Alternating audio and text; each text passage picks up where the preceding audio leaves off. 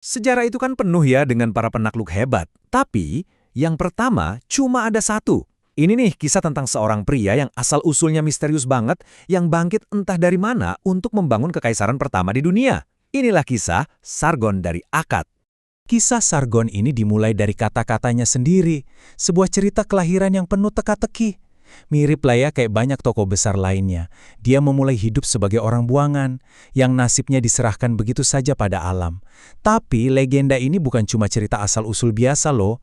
Ini adalah sebuah pernyataan bahwa Sargon itu ya pencipta takdirnya sendiri, gak terikat sama sekali sama garis keturunan. Oke, untuk benar-benar paham gimana Sargon bisa naik daun, kita harus mulai dari awal. Atau mungkin lebih tepatnya dari ketiadaan awal. Asal-usulnya ini sengaja dibuat nggak jelas, kayak kanvas kosong di mana dia bisa melukis legendanya sendiri. Nah, ini yang ironis banget. Dia menamai dirinya Sargon atau Sharumkin, yang artinya raja yang sah. Justru karena dia sama sekali nggak sah untuk jadi raja. Ini adalah sebuah langkah yang menunjukkan ambisi luar biasa. Sebuah deklarasi ke seluruh dunia bahwa legitimasinya itu bukan dari lahir, tapi dari kekuatan dan kemampuannya sendiri. Coba bayangin deh panggung Mesopotamia waktu itu. Kondisinya terbelah banget. Di selatan ada bangsa Sumeria yang sudah mapan dengan kota-kota kuno dan budaya yang udah dominan berabad-abad. Sementara di utara ada bangsa Akkadia yang berbahasa Semit, termasuk Sargon yang sering banget dipandang sebelah mata dianggap orang luar. Nah, perpecahan etnis dan budaya inilah yang jadi latar belakang penting yang justru menciptakan celah bagi seorang outsider kayak Sargon untuk merebut kekuasaan. Dan inilah perjalanannya yang, wow, luar biasa. Dari bayi yang terapung di keranjang, nasib membawanya untuk diadopsi dan jadi tukang kebun di pusat kekuasaan, Istana Kesh. Dari situ, dia nggak cuma bertahan hidup, tapi juga berkembang pesat, terus naik pangkat sampai mencapai posisi yang sangat berpengaruh, juru minuman raja. Posisi sebagai juru minuman itu bukan akhir dari ceritanya, itu justru jadi batu loncatannya. Disinilah Sargon mengubah kedekatannya dengan kekuasaan menjadi kekuasaan itu sendiri. Eits, jangan bayangin juru minuman itu kayak pelayan yang tugasnya cuma nuangin anggur ya. Di zaman kuno, posisi ini strategis banget. Dia itu ibaratnya penjaga gerbang raja, orang yang menentukan siapa yang boleh ketemu raja dan siapa yang enggak. Dia juga yang megang segel kerajaan, yang artinya dia punya wewenang buat bertindak atas nama raja. Jadi, Sargon ada persis di pusat jaringan kekuasaan, mengamati, belajar, dan diam-diam merencanakan. Tentu aja, kekuasaan Sargon yang makin besar ini nggak luput dari perhatian. Rajanya sendiri, Urzababa, mulai takut dan curiga. Dalam sebuah langkah pengkhianatan yang klasik banget, Urzababa ngirim Sargon dalam sebuah misi maut. Dia disuruh membawa pesan kematiannya sendiri kepada musuh bebuyutan Kish, Raja Lugal-Zagezi. Seharusnya, ini jadi akhir dari riwayat Sargon. Tapi itu bukanlah akhir. Justru sebaliknya, itu adalah awal dari penaklukannya yang legendaris. Momen pengkhianatan ini malah memicu serangkaian peristiwa yang bakal menyatukan seluruh Mesopotamia di bawah satu penguasa untuk pertama kalinya dalam sejarah. Sargon mengubah ancaman jadi kesempatan. Dia nggak cuma berhasil lolos dari rencana pembunuhan itu, dia membalikan keadaan.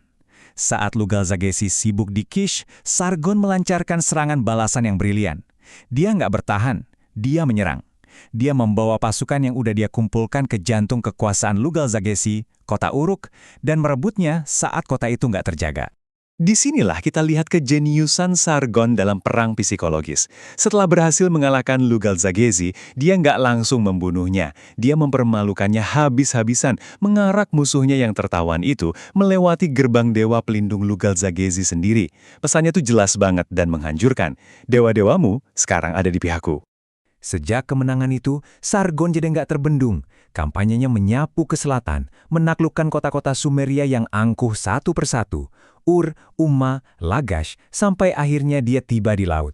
Di sana, dalam sebuah tindakan simbolis yang kuat, dia membasuh senjatanya di Teluk Persia. Seluruh dataran itu sekarang jadi miliknya. Menaklukkan itu satu hal, tapi memerintah, nah itu tantangan yang beda lagi. Dan disinilah Sargon benar-benar menunjukkan kejeniusannya. Beralih dari seorang panglima perang menjadi seorang inovator administrasi.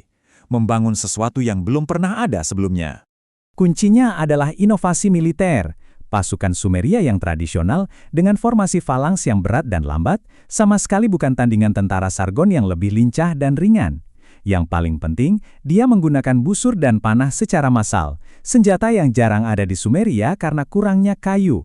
Dia bahkan sampai membangun rantai pasokan dari pegunungan cuma untuk mempersenjatai pasukannya. Dan inti dari kekuatan militernya ada pada angka ini, 5.400. Ini adalah jumlah prajurit profesional di garnison pribadinya di ibu kota. Mereka adalah tentara tetap yang makan di hadapannya setiap hari. Ini bukan lagi milisi petani, ini adalah mesin perang profesional pertama dalam sejarah yang kesetiaannya hanya untuk Sargon. Untuk mengendalikan wilayah yang begitu luas dan beragam, Sargon menciptakan cetak biru sebuah kekaisaran. Dia bangun ibu kota baru dari nol, Agade.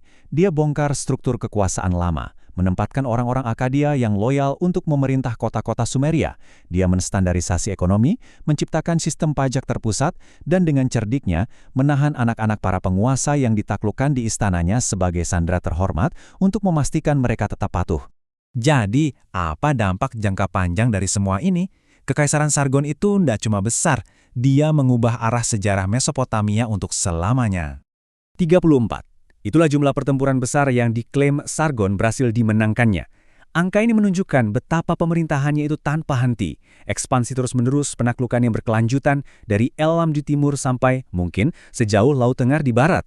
Pemerintahannya berjalan selama 56 tahun, lama banget. Tapi kekaisaran itu selalu bergejolak. Bahkan di usia tuanya, dia masih harus memadamkan pemberontakan besar. Setelah dia meninggal, putranya langsung menghadapi gelombang pemberontakan baru. Dan kemudian dibunuh. Tapi, disinilah kuncinya. Dinasti yang dia dirikan bertahan selama lebih dari 150 tahun. Jauh lebih lama daripada dinasti Sumeria manapun sebelumnya. Dan inilah warisan sejatinya. Bukan cuma soal penaklukan, tapi penciptaan sebuah sistem, birokrasi, struktur administrasi, dan model pemerintahan yang cukup kuat untuk bertahan melampaui penciptanya yang karismatik. Untuk pertama kalinya, sebuah kekaisaran di Mesopotamia disatukan oleh lebih dari sekedar kekuatan satu orang. Ia disatukan oleh sebuah ide. Pada akhirnya, kita dihadapkan pada sebuah pertanyaan. Apakah Sargon ini seorang visioner yang membawa ketertiban pada dunia yang terpecah? Atau seorang tiran yang membangun kekaisarannya di atas reruntuhan budaya lain? Mungkin, seperti semua tokoh besar dalam sejarah, dia adalah keduanya. Dan justru itulah yang membuatnya tetap menarik untuk dibicarakan sampai hari ini.